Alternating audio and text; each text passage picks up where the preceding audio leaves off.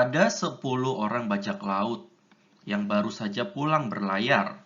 Mereka membawa satu peti harta karun yang berisi 100 keping emas. Mereka akan membagi 100 keping emas tersebut. Mereka memutuskan untuk menggunakan sebuah cara yang unik untuk membagi ke 100 keping emas tersebut. Pertama, ke-10 bajak laut tersebut akan berbaris menurut pangkat mereka dari bajak laut nomor 1 sampai bajak laut nomor 10. Kemudian, satu persatu dari ke-10 bajak laut tersebut, dimulai dari bajak laut nomor 1, akan mengajukan proposal tentang bagaimana harta karun tersebut dibagi. Contohnya, dia bisa mengajukan proposal untuk membagi 10 keping emas untuk masing-masing bajak laut seperti ini. Lalu, masing-masing bajak laut akan menyatakan apakah mereka setuju atau tidak dengan proposal itu. Jika proposal tersebut disetujui oleh minimal 50% dari jumlah bajak laut yang masih hidup, maka proposal itu yang akan digunakan untuk membagi harta karun itu. Tapi, jika kurang dari 50% dari jumlah bajak laut yang masih hidup yang menyetujui proposal itu, maka bajak laut yang mengajukan proposal itu akan dibunuh dengan dipenggal lehernya. Kemudian, bajak laut berikutnya, yaitu bajak laut nomor 2, yang akan mengajukan proposalnya. Proses ini akan terus diulangi sampai ada proposal yang disetujui oleh minimal 50% bajak laut yang masih hidup. Nah, setiap bajak laut ini mempunyai logika yang sempurna. Mereka semua sangat cerdas dan akan mengambil langkah terbaik untuk keselamatan nyawa mereka. Lalu, setiap bajak laut ini serakah, sehingga mereka akan menolak sebuah proposal jika mereka merasa bisa mendapatkan lebih banyak keping emas. Selain itu, setiap bajak laut ini juga haus darah. Jika mereka tahu mereka mungkin mendapatkan sejumlah emas yang sama nantinya jika mereka menolak sebuah proposal, mereka akan memilih menolak proposal itu dengan harapan si pembuat proposal dibunuh. Nah, pertanyaannya, berapa emas terbanyak yang bisa didapat bajak laut nomor 1 dan seperti apakah proposal yang harus dibuatnya agar dia bisa tetap hidup? Nah, silakan teman-teman pause videonya di sini jika teman-teman ingin memikirkan dulu jawaban dari teka-teki ini.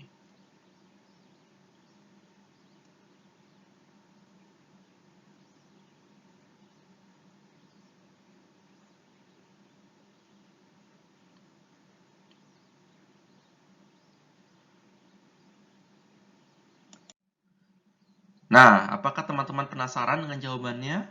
Jadi seperti apakah proposal yang harus dibuat oleh bajak laut nomor 1 ini? Yuk kita bahas jawabannya sekarang.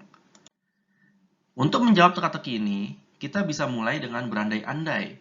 Seandainya 8 bajak laut telah mati dipenggal dan tersisa 2 bajak laut, yaitu bajak laut nomor 9 dan nomor 10. Kira-kira seperti apa proposal yang akan dibuat bajak laut nomor 9? Ya, benar sekali. Bajak laut nomor 9 tentunya akan mengambil semua emas yang ada dan kemudian menyetujui proposalnya sendiri. Meskipun bajak laut nomor 10 tidak setuju, dia tidak bisa berbuat apa-apa karena 50% dari bajak laut yang masih hidup telah menyetujui proposal tersebut. Sehingga bajak laut nomor 9 pun bisa melenggang dengan semua emas tersebut dan bajak laut nomor 10 hanya bisa gigit jari karena tidak dapat apa-apa. Nah, sekarang kita berandai-andai lagi. Bagaimana jika seandainya tersisa 3 bajak laut dan bajak laut nomor 8 yang membuat proposal? Proposal seperti apa yang akan dibuat oleh bajak laut nomor 8? Bajak laut nomor 8 tahu kalau dia sampai di penggal dan tersisa 2 bajak laut nomor 10 pasti akan gigit jari karena tidak dapat apa-apa. Karena itu, bajak laut nomor 8 cukup memberikan 1 keping emas kepada bajak laut nomor 10. Proposal itu pasti akan diterima oleh bajak laut nomor 10 karena dia akan berpikir lebih baik dapat 1 keping emas daripada tidak dapat apa-apa. Bajak laut nomor 8 pun melenggang dengan 99 keping emas. Di sini, bajak laut nomor 9 yang gigit jari karena tidak dapat apa-apa dan kalah voting. Nah, lalu bagaimana seandainya tersisa 4 bajak laut? Seperti skenario sebelumnya, bajak laut nomor 7 tahu bahwa dia hanya perlu satu bajak laut saja di antara bajak laut nomor 8, 9, atau 10 yang menyetujui proposalnya. Sehingga memenuhi syarat 50%.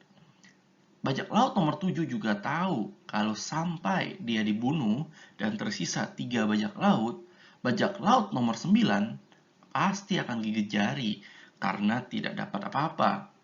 Oleh karena itu, di dalam proposalnya, bajak laut nomor 7 memberikan satu keping emas kepada bajak laut nomor 9. Bajak laut nomor 9 pasti setuju proposal tersebut karena bajak laut nomor 9 berpikir lebih baik dapat satu keping emas daripada tidak dapat apa-apa nanti. Kita bisa melihat sebuah pola yang berulang di sini. Dalam skenario 4 bajak laut tadi, bajak laut nomor 8 dan 10 yang gigit jari karena tidak mendapatkan apa-apa. Oleh karena itu, dalam skenario tersisa 5 bajak laut nomor 6 cukup memberikan satu keping emas kepada bajak laut nomor 8 dan 10. Dan mereka pasti memilih untuk setuju dengan proposal tersebut daripada mereka gigit jari nantinya. Kita bisa melihat sebuah pola di mana seorang bajak laut bisa memberikan 0 dan 1 keping emas secara bergantian untuk bajak laut berikutnya untuk memastikan proposalnya disetujui oleh minimal 50% bajak laut yang masih hidup. Jadi, kita kembali lagi ke pertanyaan awal. Jika ada 10 bajak laut, proposal seperti apa yang akan dibuat oleh bajak laut nomor 1? Bajak laut nomor 1 akan memberikan proposal seperti ini. Dan dia pun akan melenggang dengan 96 keping emas. Jadi, seperti inilah jawaban dari teka-teki bajak laut membagi harta karun. Bagaimana menurut teman-teman teka-teki ini? Silakan teman-teman komen di bawah ini. Dan jangan lupa untuk subscribe channel ini untuk upload teka-teki lainnya ya. Terima kasih teman-teman.